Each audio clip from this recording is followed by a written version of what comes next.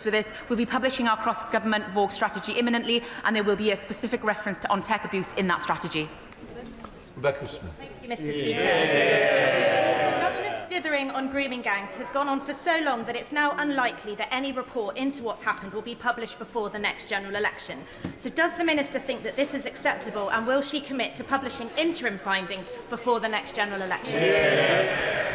Thank you, Mr. Speaker. Look, the grooming gang scandal was one of the darkest moments in this country's history, with vulnerable young people being failed time and time again. The Prime Minister, the Home Secretary and I are determined to finally get victims and survivors the answers that they need. And it was he, the Prime Minister, who brought the first ever major prosecution on the Asian grooming gangs. It was this government that implemented the statutory inquiry recommendations, and it is this government that has issued a national inquiry. And we will get on with supporting victims and girls. Ian Goldman, Liberal Democrat spokesperson. Thank you, Mr. Speaker. Mr. Speaker, I'm sure the whole House agrees that women's safety is of paramount importance. In my constituency of Chelmsford, the City Council has helped to develop a women's safety charter, with local premises pledging their commitment to a range of training of staff to consider and prioritise women's safety as standard. The evidence shows that overwhelming perpetrators of violence against women and girls are not strangers, as some may have us believe, but they are men already known to their victims. So would the Minister agree with me that women's safety will be addressed best not through stoking division and fear, but instead supporting and funding initiatives like Chelmsford City Councils, where the real work to protect women and girls is done? Thank you. I totally agree with the Honourable Lady, and can I commend Chelmsford Council's work in this regard.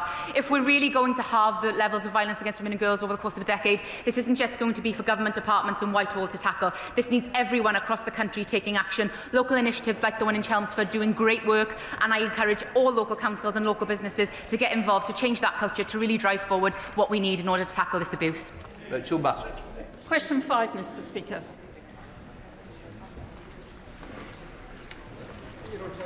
Minister. Thank you, Mr. Speaker. I'm grateful to my honourable friend, and data about tribunal cases will continue to be collected in the usual way. We know that disabled people are more likely to be impacted by unfair dismissals. Employees already have day one protections against discrimination, and recent developments in the Employment Rights Bill do not change that protection.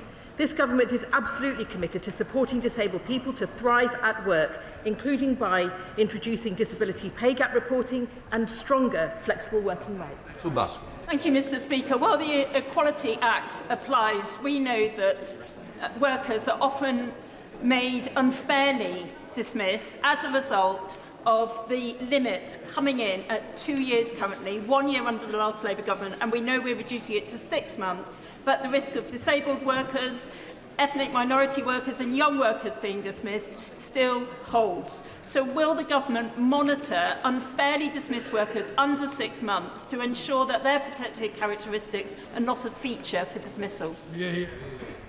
I thank my honourable friend for her tireless campaigning on this important issue. It is right that we ensure disabled people are protected at work. She may also wish to approach the Ministry of Justice as the department which collects data on protected characteristics across employment tribunals.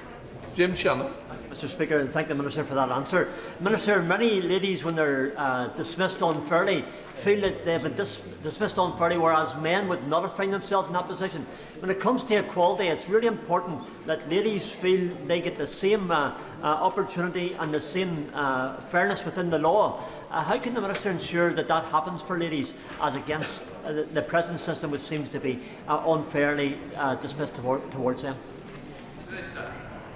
I thank the honourable gentleman for his question, and he is absolutely right. Everybody should be able to feel able to work without fear of discrimination, and he is right that we must make sure, and we do make sure, that the law protects all. Dr. Lauren Sullivan. Number 6, please, Mr. Speaker. Minister. Mr. Speaker, with your permission, I will answer questions 6 and 13 together. Gender equality isn't just the right thing to do, it is imperative to unlock growth. A 5% increase in female employment could boost the economy by up to £125 billion every year. That's why we're backing women in work and those starting businesses by supporting the Invest in Women Code, expanding access to flexible working, funding childcare for working families and ensuring employers have a plan to reduce their gender pay gap.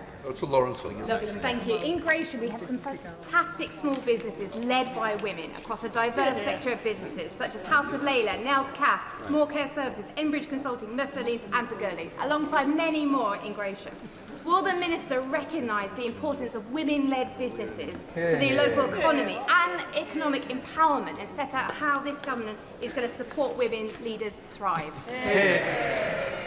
Mr. Speaker, I'm very happy to join my honourable friend in recognising the fantastic women-led businesses in Gravesham and the impact that women-led businesses have on our communities and our economy. DBT's Venture Capital Unit has recently launched its second female founder cohort, and government-backed initiatives such as the Women's Business Council, FTSE Women Leaders and the Invest in Women's Task Force, whose first anniversary I was proud to join the Chancellor in marking yesterday, are making a difference to make sure that Britain is the best place for women to start or grow their businesses. Thank you, Mr. Speaker. Danielle Stone, Northamptonshire brilliant Police Fire Crime Commissioner, has just launched the Women's Charter, which brings together employers, community groups and the public sector to create safer workspaces for women across my constituency. Will the Minister join me in commending Danielle's work and set out what the government can do to encourage more partnerships like this across the UK? Mr. Speaker, I thank my honourable friend for sharing the work of the Northamptonshire Women's Charter and his commitment as well to tackling violence against women and girls. All employers have a duty to take reasonable steps to prevent sexual harassment in the workplace, and we're further strengthening this through the Employment Rights Bill. But statutory compliance on its own is not enough, and that's why we're engaging businesses, trade unions and civil society on improving workplace culture. Local initiatives like the Northamptonshire Charter are exactly the kind of partnership we want to see. Thank you, Mr. Speaker. Does the Minister not agree that women would be more empowered in the workspace or on the sports field if their changing space or their toilets were not invaded by biological males? She will be aware of the Supreme Court judgment which gave clarity on this, and we do expect that all providers will follow that ruling. Alex Easton. Thank you, Mr. Speaker. Has the Minister considered using all the government's levers in female-dominated low-paid sectors, including uprating the minimum wage and strengthening fair work standards in social care, early years and the cleaning industry? Thank you, Mr. Speaker. The honourable member will be aware of the work that we are doing to make sure that we do support women in all ways that we can. We're going to stop it. Member Pettigal. Number one, Mr. Speaker. Thank you, Mr. Speaker. This government is reinforcing our commitment to championing the rights of disabled people. This month we celebrate Disability History Month, and we marked the International Day of Persons with Disabilities last week. And this year also marks the 30th anniversary of the Disability Discrimination Act. We will continue our work to boost opportunities for disabled people, including through developing our plan for disability, which will outline our priorities for removing barriers for disabled people. Mr. Speaker, women in rural areas often have to travel long distances to reach a refuge, a police station or basic support services. What assessment has the Minister made of the impact these distances have on safety of victims of domestic abuse, and what action is being taken to close the rural support gap? I do recognise the challenge that the Honourable Lady presents. That's why, through the development of our Violence Against Women and Girls strategy, we've heard from victims in rural areas to understand what more is needed to make sure that they can access the services and the support that they need. Thank you, Mr. Speaker. Western Isles Women's Aid in my constituency helped 180 women last year. Their refuge is working at capacity, yet their funding is uncertain. That's why my fundraiser on Friday will raise funds for the organisation.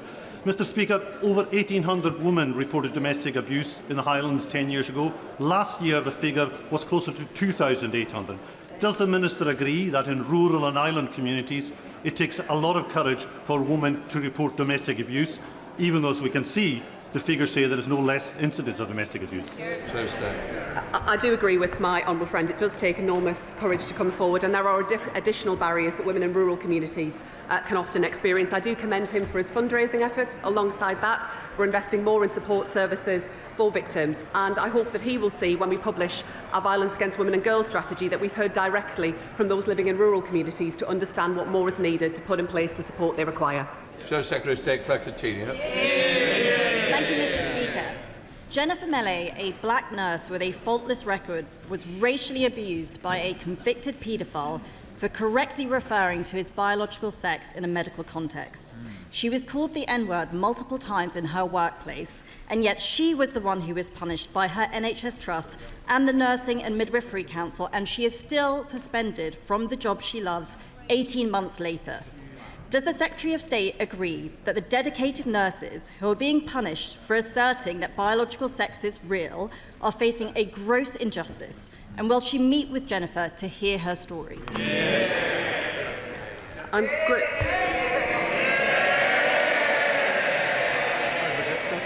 I'm grateful to the right honourable lady. No one should face racist abuse or violence in any workplace, and that includes within the NHS.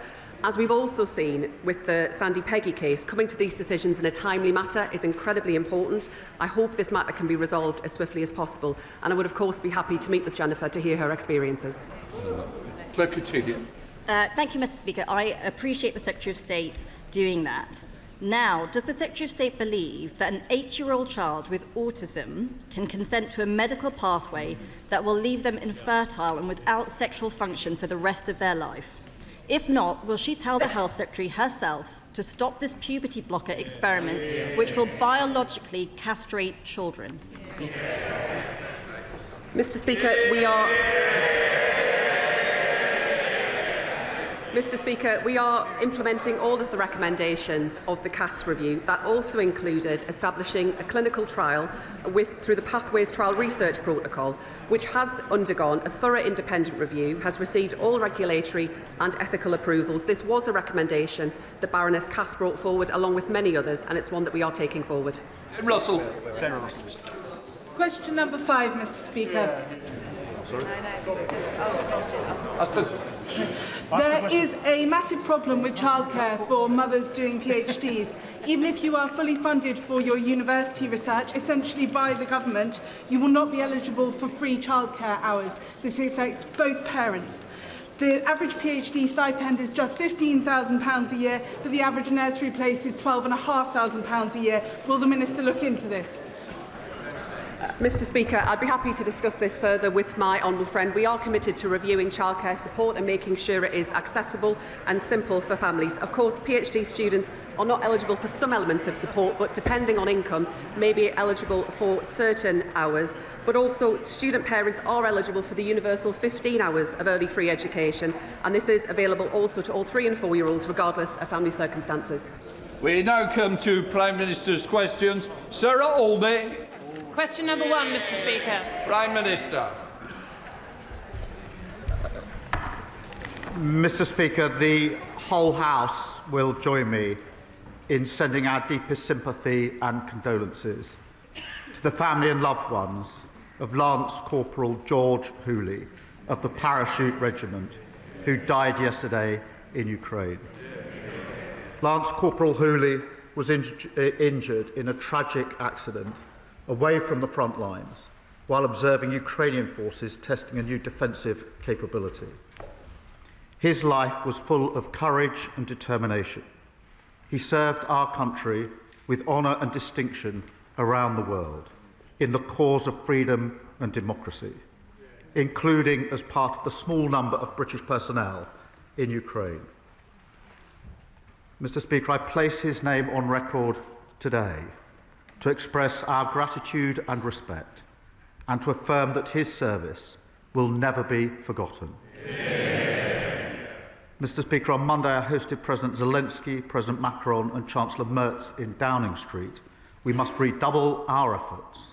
The UK, Europe and our allies will stand shoulder to shoulder with Ukraine, stand up to Putin's aggression and work to deliver a just and lasting peace. Mr Speaker, this morning I had meetings with ministerial colleagues and others. In addition to my duties in this House, I shall have further such meetings later today. Sir Alday. Mr. Speaker, a couple in my constituency fled persecution from the Egyptian authorities, who accused them of being traitors and terrorists due to their work as professional journalists. They gained refugee status here in 2021 and are now 3 months away from being eligible for indefinite leave to remain. The UK is their home, but their stability and family life are being threatened by changes in government policy. I'm concerned that the government has lost sight of the real-life impact that these changes will have on working families living here legally, and with details of transitional arrangements still under consultation, can the Prime Minister provide clarity regarding the transitional support available to families already on the pathway to indefinite leave to remain? Thank you. Well, can I say this country will always be compassionate in relation to refugees and comply with our full obligations under the various conventions. It is important that we address some of the challenges we face at the moment, but we mustn't lose sight that we've always been a compassionate country that welcomes refugees to our shores. Rachel Maskell. Mr. Speaker, while the last government was indifferent to child poverty, this government's driving mission must be to eradicate child poverty, and the strategy is a first step on that path.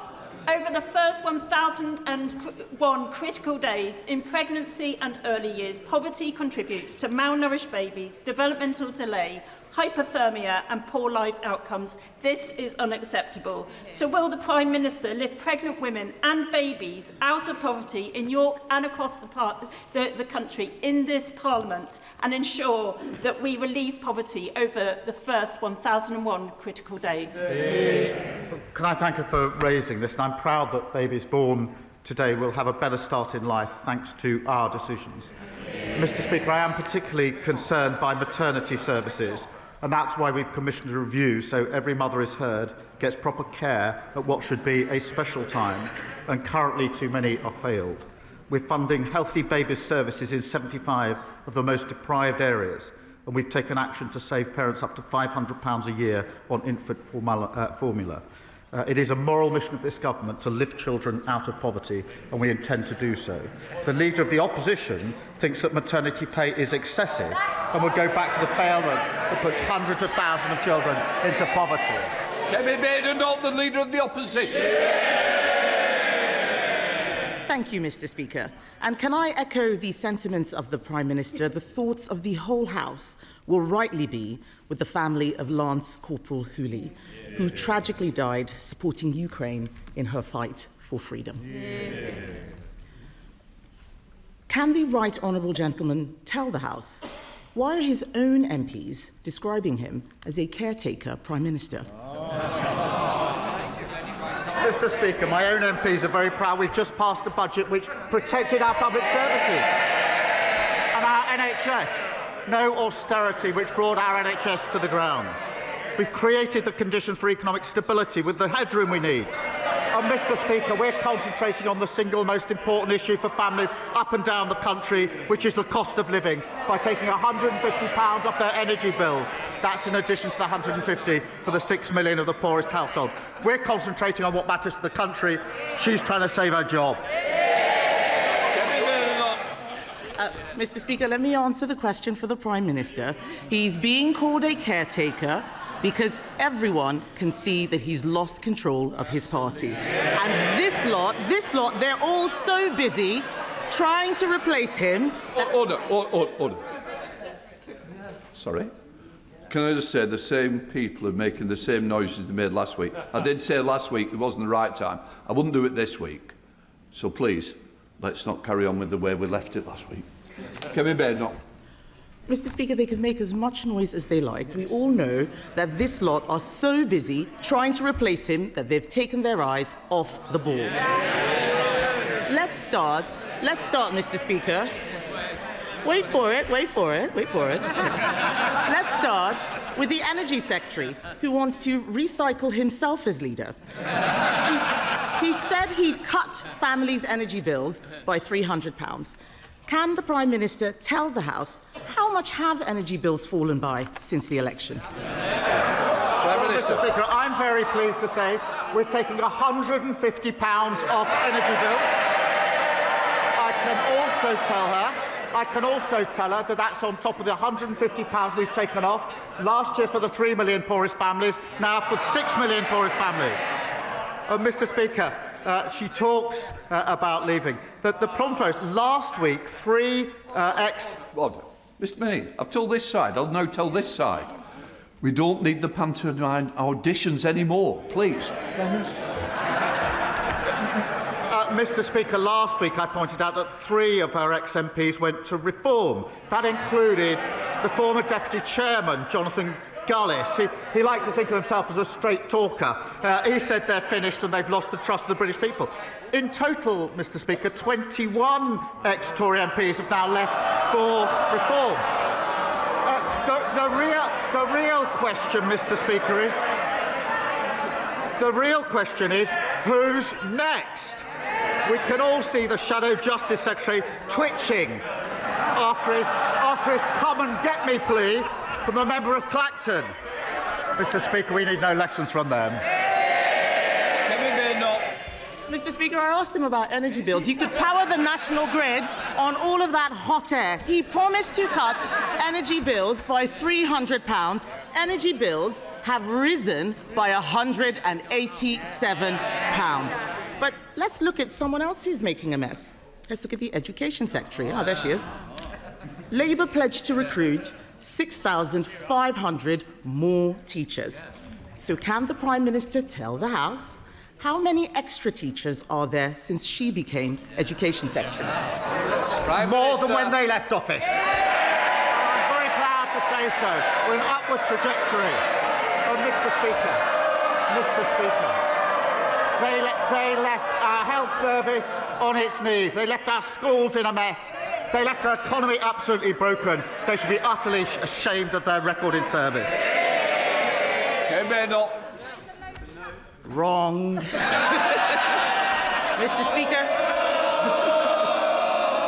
Mr. Speaker, there are now 400 fewer teachers since she came into office. She's shaking her head. It's on the DFE website. Does she not check it once in a while? I can understand that the Right Honourable Lady is angry. We're all angry at the mess she's making. The Prime Minister doesn't know what's going on in energy. He doesn't know what's going on in education. Does he know anything about what's going on in the Home Office?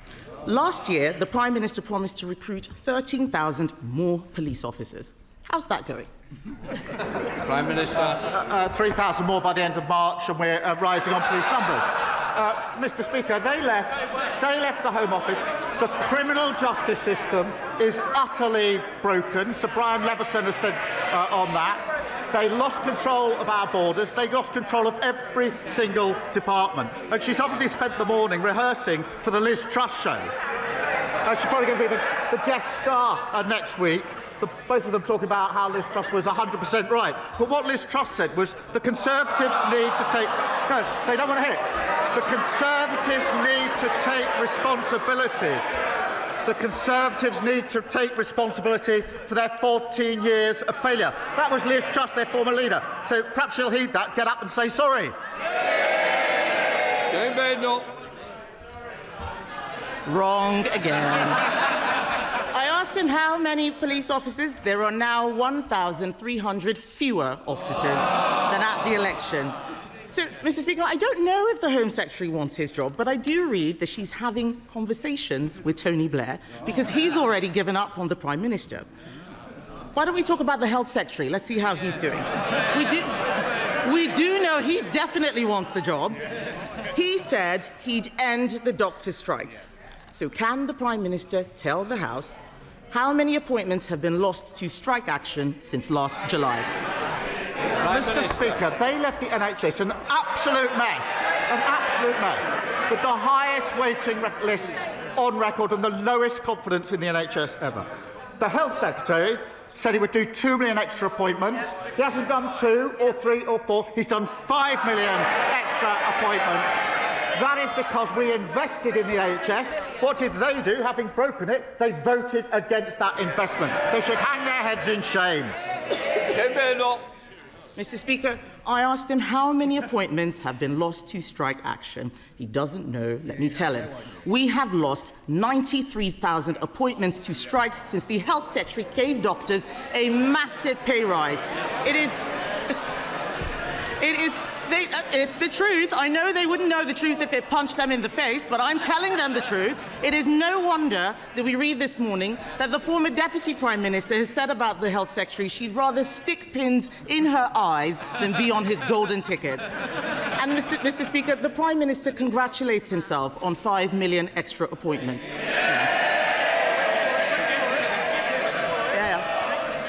In our last year of office, we delivered 6.5 million extra appointments.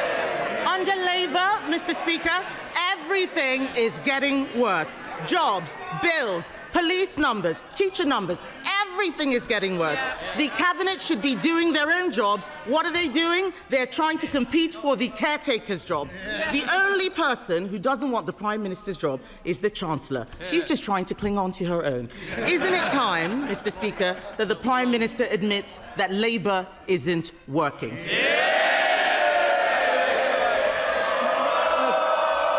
Mr. Speaker, she's living proof you can say whatever you like when nobody is listening to anything you have to say. There's absolutely no substance. She's no credibility on the economy. She still believes that Liz Truss was 100% right.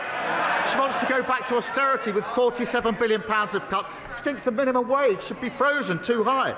She's got no credibility on foreign policy. She complains about trade deals she tried to get and we got. She says that we should stay at home and not attend NATO or the G7. On issue after issue, she's clinging on to reform. That's not leadership, it's weakness. No wonder so many are leaving her party. They know there's absolutely no reason to stay. Thank you, Mr. Speaker. Thousands of families are moving into new estates only to discover that basic infrastructure, roads, drains and sewers remain in limbo, unadopted by public authorities. Steps he will take to make adoption timely and enforceable so homeowners are not left carrying the burden of unfinished infrastructure. Well, I thank him for raising this serious issue for his constituents and over 1.7 million homeowners across the country who are left at the mercy of unfair costs and poor management. I can confirm we're consulting on reforming the system to reduce private management of these estates and to protect more homeowners from unfair charges. That's a vital part of our leasehold reforms to protect homeowners from high cost and make sure everyone has the amenities that they need. Sir Ed Davey, Leader of the Liberal Democrats. Thank you, Mr. Speaker. Can I join the Prime Minister in offering our condolences to the family and friends of Lance Corporal George Hooley, who died on duty in Ukraine? Our thoughts and prayers are with them. Can I congratulate Glastonbury's Lando Norris on becoming the 11th British driver to win the Formula One World Championship, and also everyone at McLaren's in Woking who powered him to the title.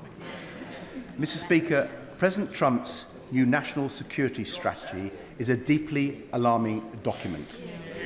Quite apart from the irony of President Trump accusing others of trampling on basic principles of democracy, it repeats far-right tropes of civilizational erasure and threatens that the US government will cultivate resistance in Europe. No wonder Vladimir Putin has welcomed that strategy.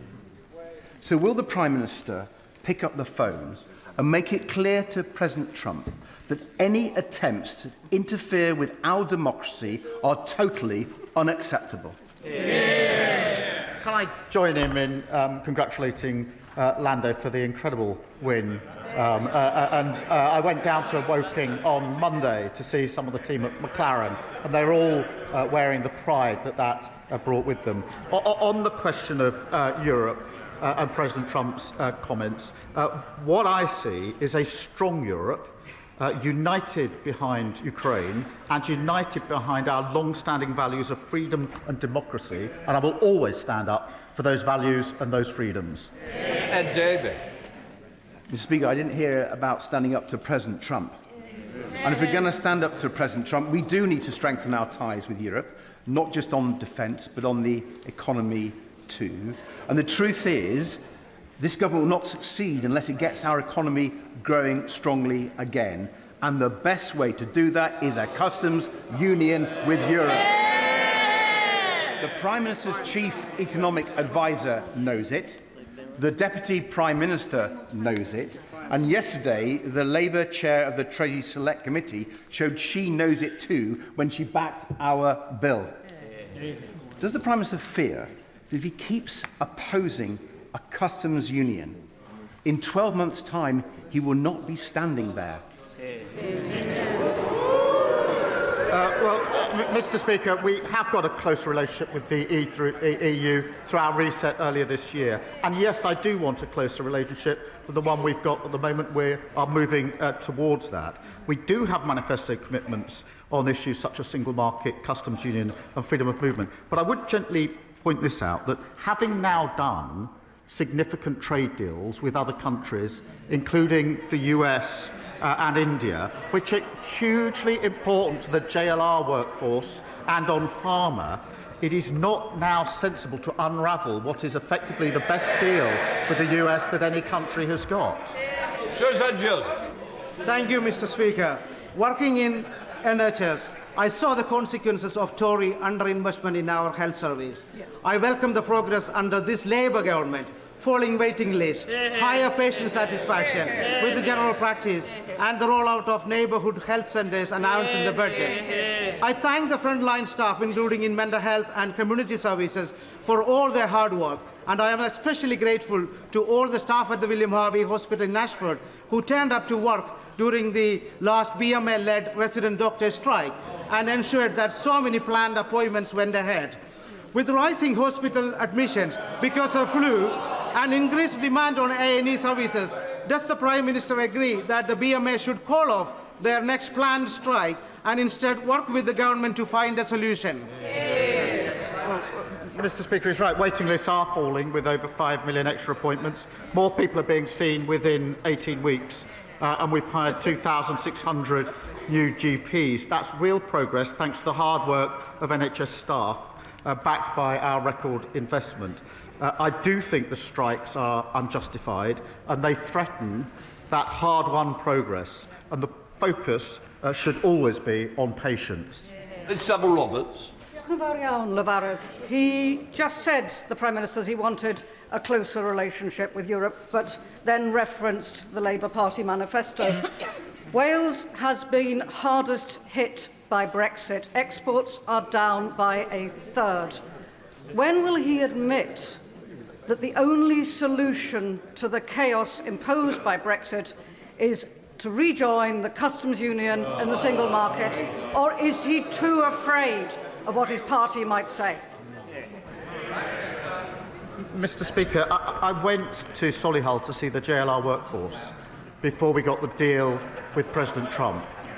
They were worried sick that they were going to lose their jobs, and that would be a loss for them, their families and their communities. I took the call from President Trump when we got the deal in Solihull in JLR, so the first people I could tell were the workforce, who knew very well that that meant their jobs were safeguarded. We've also just done a deal on pharma, which is the first of its kind in the world and the best of its kind in the world. It is not sensible or fair to the JLR workforce or to the pharma sector to say, having achieved those things now, we should unravel them by discussion about a customs union. I just don't think it's a sensible way to take our country forward. Justine. Thank you, Mr. Speaker. Of the almost 1 million young people not in education, employment or training, hundreds of thousands are disconnected from the system entirely. Youth workers have a unique ability to bridge young people into support. I wouldn't be stood here today if I hadn't been supported by a youth worker called Russell when I dropped out of school. So will the Prime Minister use the National Youth Strategy to deliver a shared long-term vision for young people's outcomes, with good work as a central pillar and youth workers and trusted adults at its heart? Well, I thank him for his question. The party opposite presided over a lost decade for our young people. I'm determined to support every young person to reach their potential.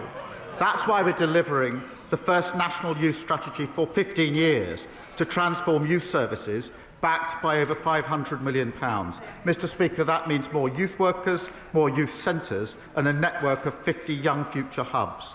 That's on top of our youth job guarantee and our plan to create 50,000 more apprenticeships. We're building a Britain for the next generation. Mr Speaker, over the coming weeks, millions of people from across the country will be visiting their local church. Churches are the custodians of our history and do enormous good.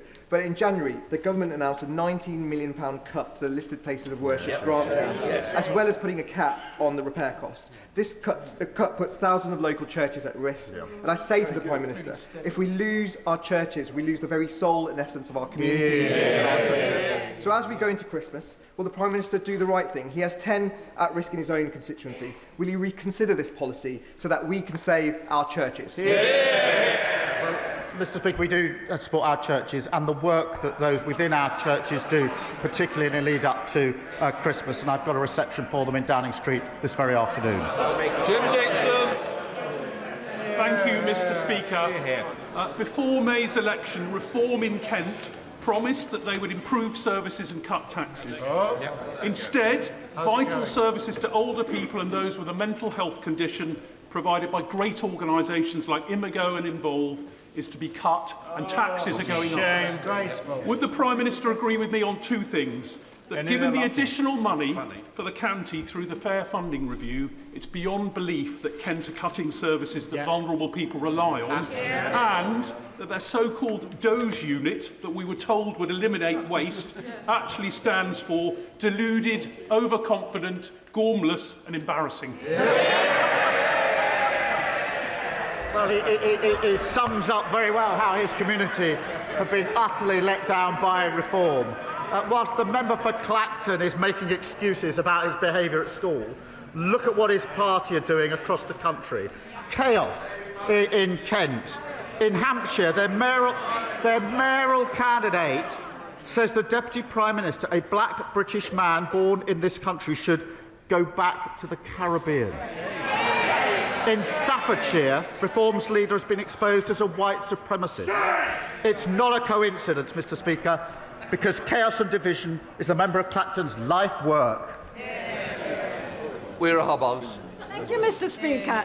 In Bath, parents of children with special educational needs, often very complex needs, are crying out for special school places. Funding to build a brand new special school at that Culver Hayside in Bath was secured, but the government has frozen the funding for almost 18 months without any explanation, leaving many families in the lurch. How much longer do families and children with special educational needs have to wait for this vital new school?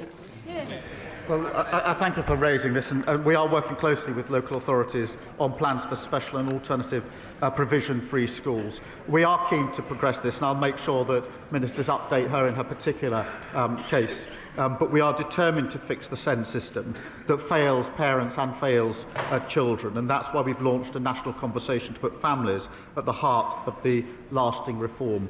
We've already put money into extra new places, a language support and Best Start family hubs being rolled out across every area from April. Christine Sullivan. Thank you, Mr Speaker.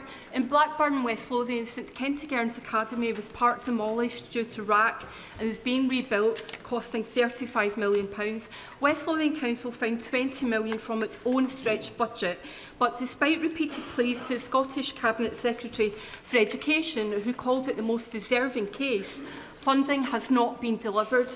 Will the Prime Minister back my call for the Scottish Government to urgently fund the £15 million shortfall and raise it with the First Minister in their next meeting? Well, can I thank her, because she's fought for her constituents on this issue for years, and meanwhile decades of SNP cuts and broken promises have left schools crumbling.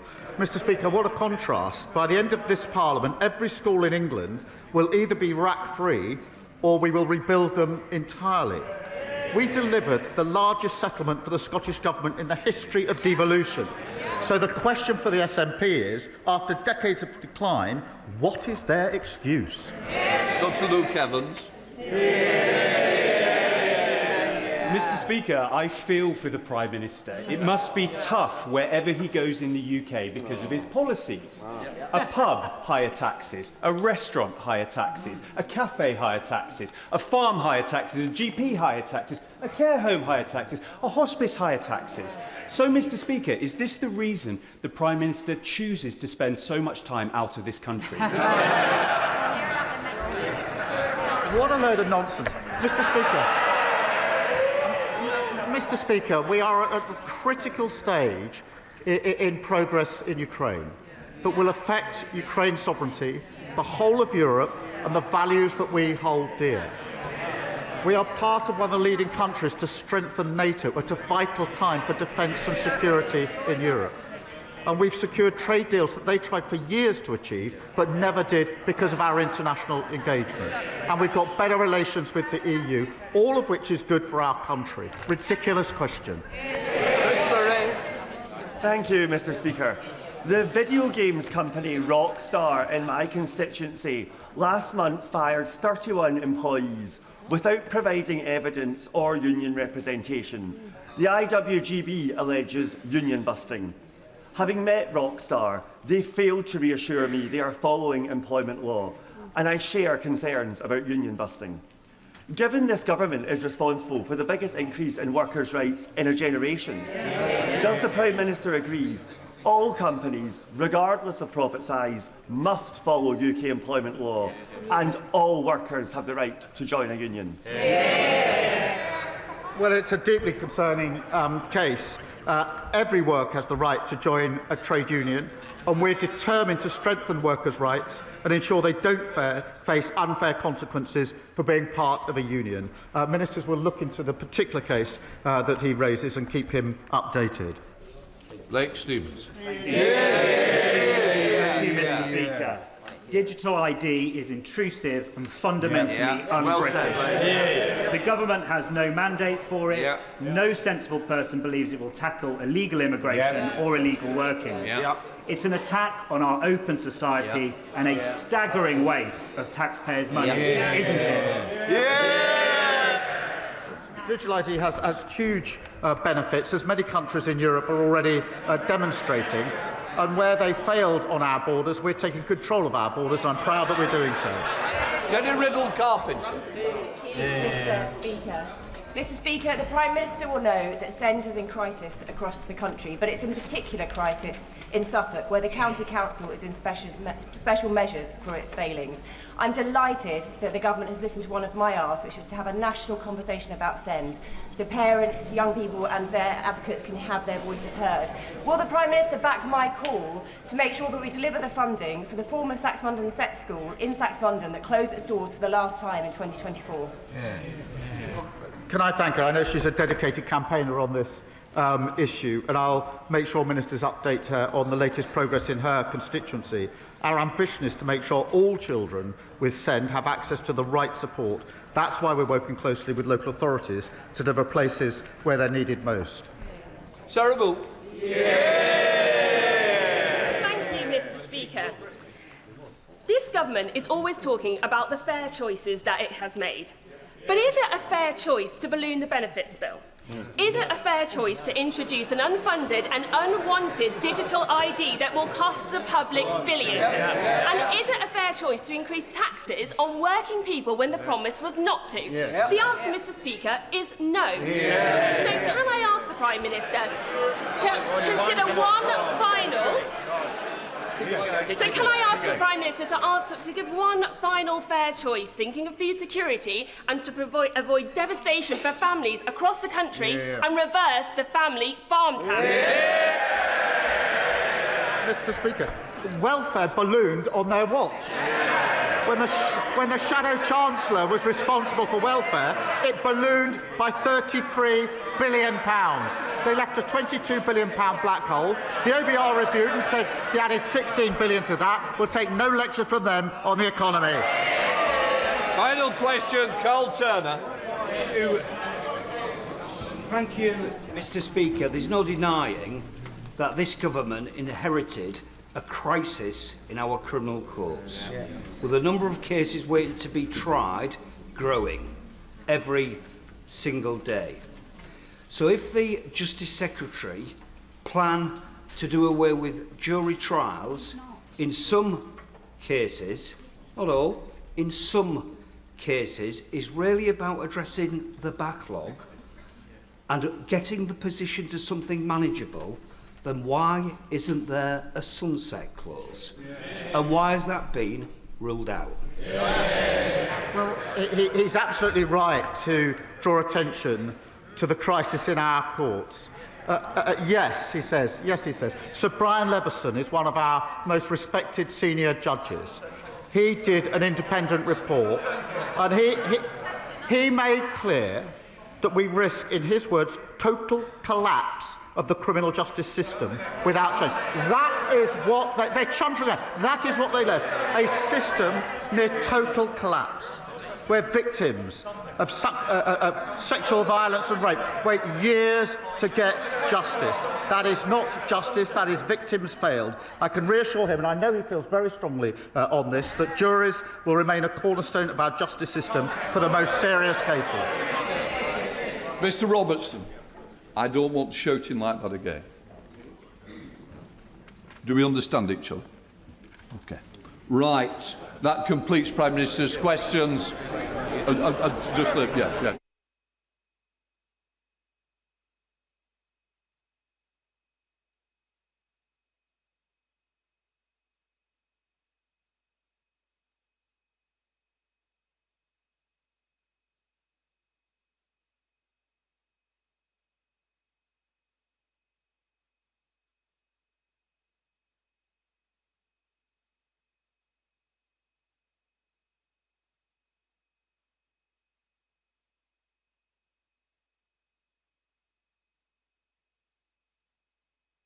Point of order, Rachel Blake. Point of order, Mr. Speaker. The Shadow Home Secretary has visited my constituency to